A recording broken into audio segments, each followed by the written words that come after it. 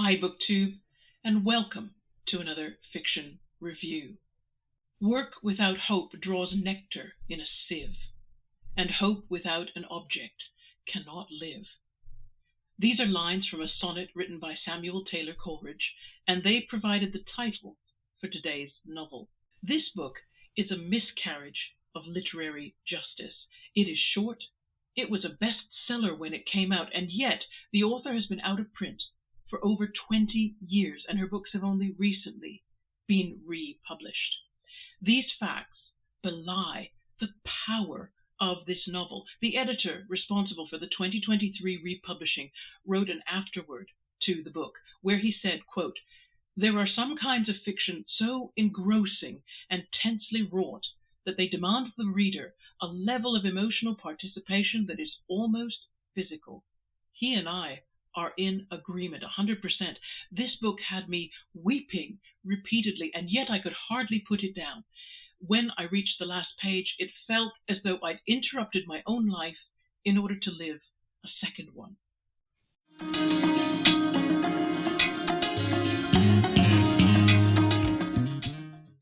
Today, we are reviewing Nectar in a Sieve by Kamala Markandaya. First published in 1954 and then again in 2023 by Small Axes, which is an imprint of Hope Road Publishing. Can I pitch this novel? I could sum up this story in 8 words. I could say, the memories of an Indian tenant farmer's wife.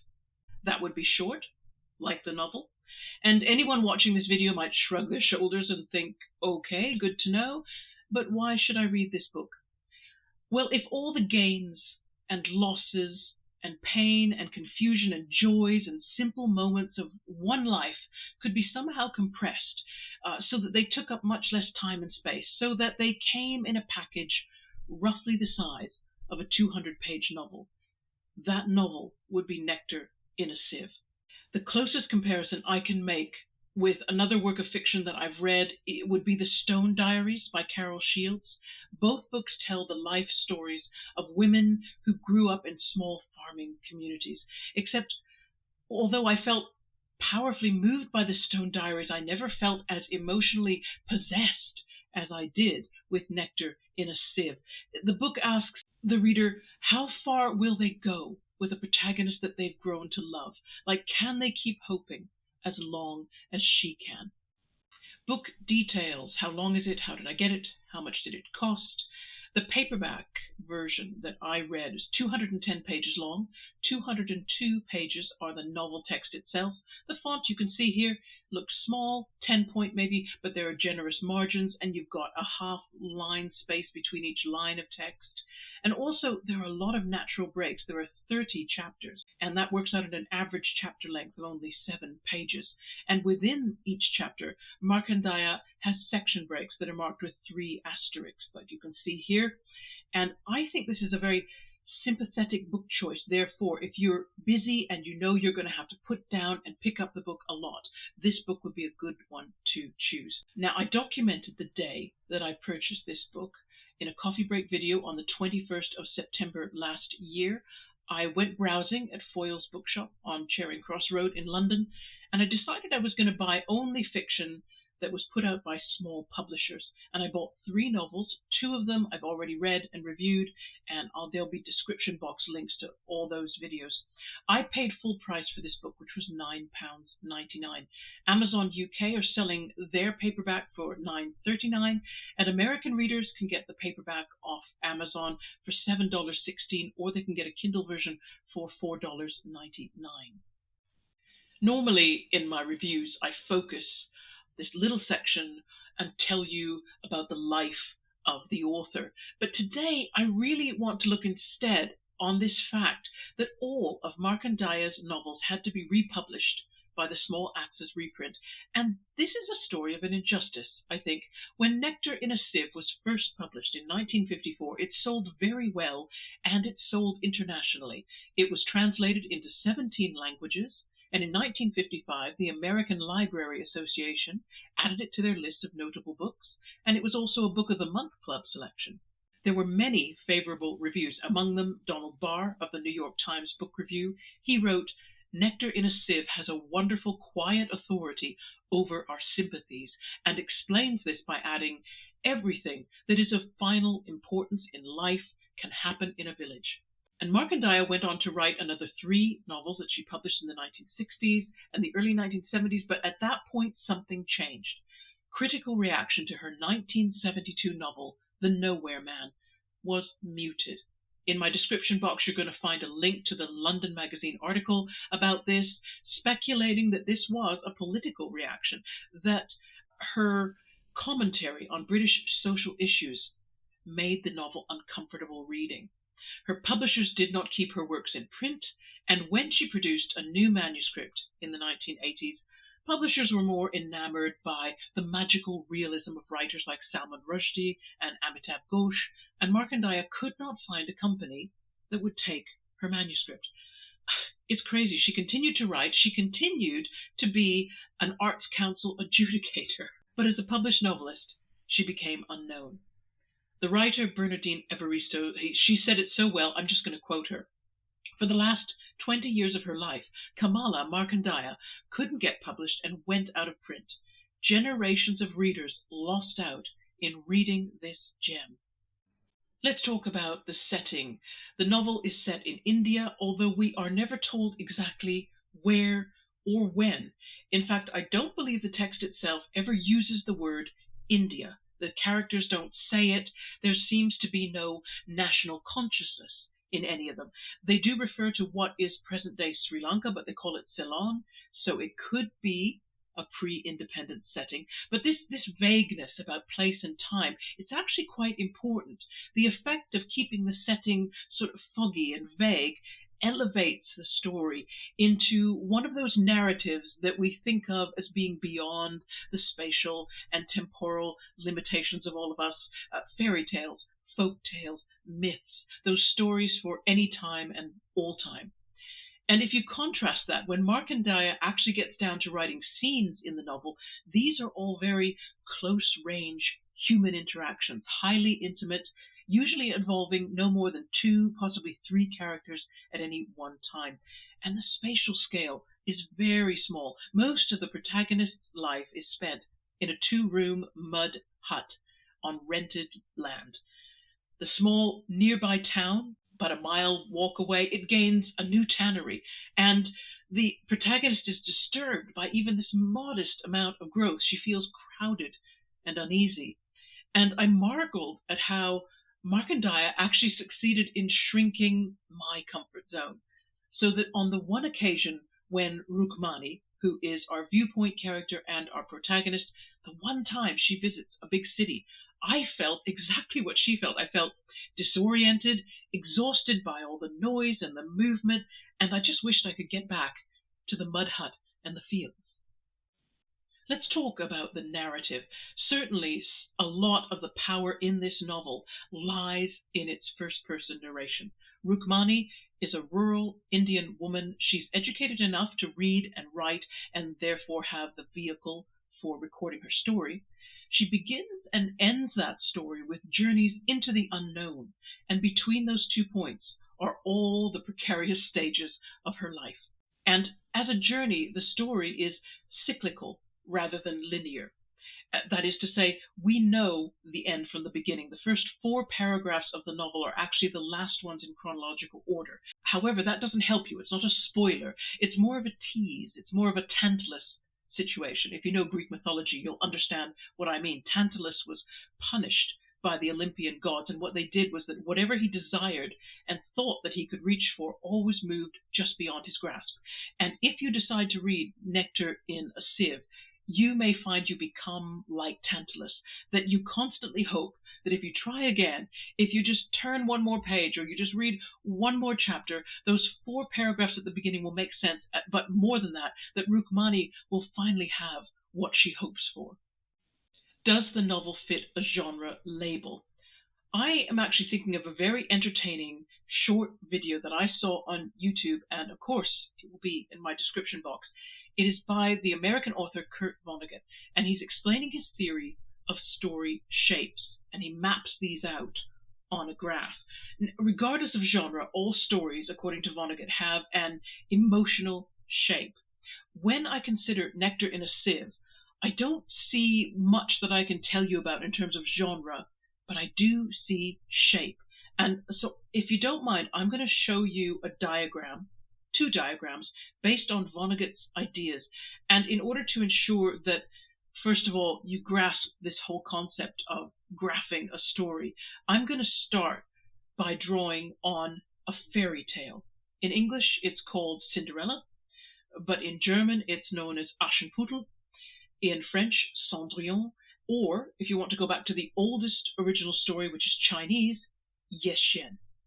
So let's look at the graph now for this very familiar story, and I'm hoping that it'll help you understand that this business of emotional graphing. So you can see the horizontal line is moving through the story from beginning to end.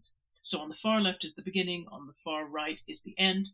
The vertical axis, that marks happiness and despair, the scale from one to the other. And you can see we've got a line going through the middle, which is, I suppose, the point at which unhappiness changes to happiness in even the slightest way. So Cinderella, we know the story. We know that it begins at a rather low place. Cinderella is an orphan. She lives with her stepmother and sisters. They do not treat her well. She lives in poverty. She works as a servant in their house, and she has no real prospects for the future.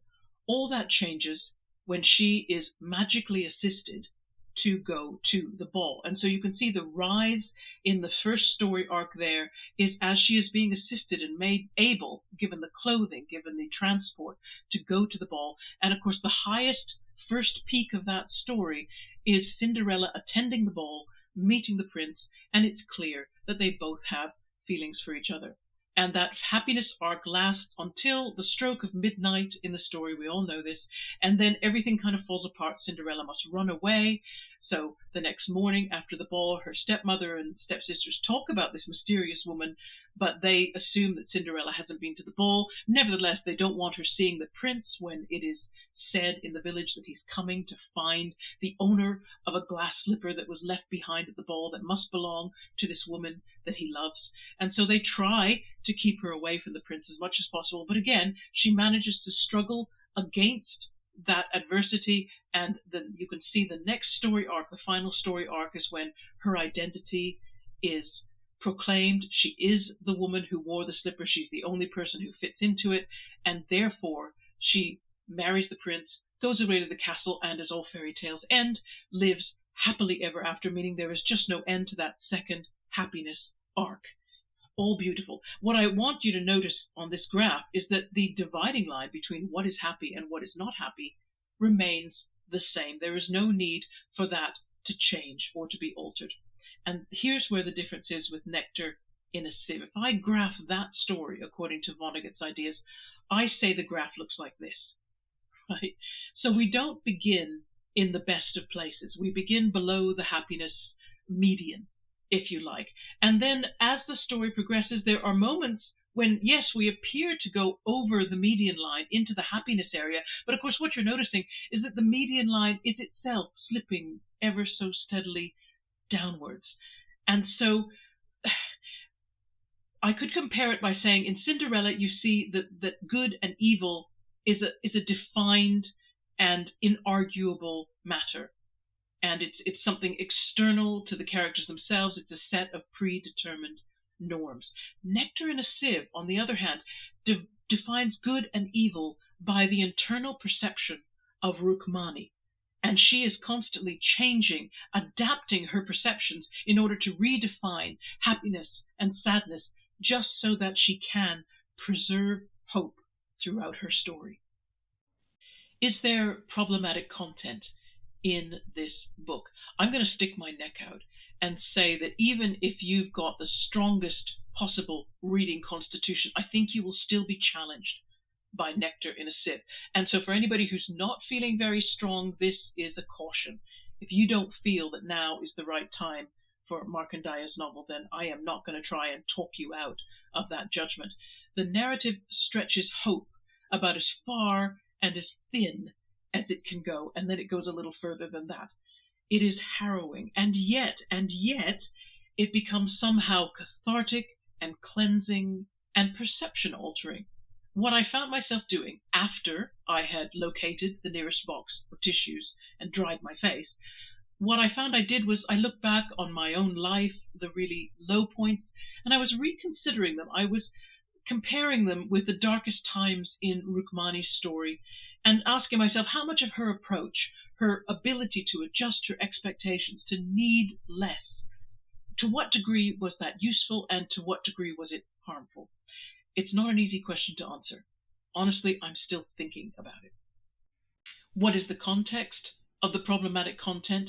There is a single English character in the book, a medical doctor who regularly visits the town where Rukmani lives.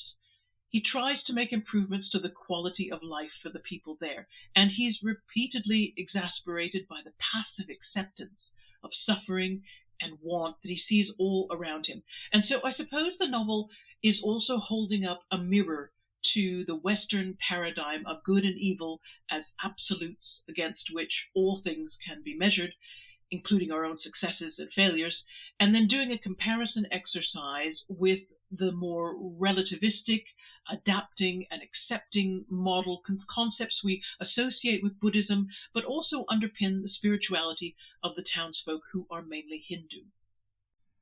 Finally, any suggestions for related or follow-up reading? Yeah, I'm going to suggest another Kamala Markandaya. I'm going to suggest The Nowhere Man. This was her novel that came out in 1972. And just to give you some context, it was only 4 years previous to that Enoch Powell made his infamous Rivers of Blood speech in Parliament, and only 2 years after the Mangrove 9 protests, which led to the race riots in Notting Hill. And my guess is that because The Nowhere Man was an immigrant commenting, giving a social critique on the United Kingdom, I think it made British critics and publishers very twitchy. And kudos to Small Axes for putting the book back in the spotlight and raising awareness about an author who should have been better known. And that is yet another review done, and also 51 books out of 53 completed. Okay, so excited. Tolstoy is almost finished, so that's going to become 52. If you watched my video last Thursday, you'll remember that I asked BookTube, please, would you grant me a week's break? And you know what I really want to do while I'm away? David at Polyglot Reader, he produced a series of videos about Thomas Mann's The Magic Mountain, and I borrowed a copy of the book from our library, and I was so excited, but I was also too ambitious. I really did not find the time, and I've only listened to the first episode of his going through the book carefully, and I've only read the first chapter of the novel. So I want to catch up. David, if you're watching this, get ready, because there's going to be more views of your English version of those videos coming up in November, okay? And good luck to everybody else with whatever it is that you are reading, and I'll see you again at the weekend. Take care, everybody. Bye-bye.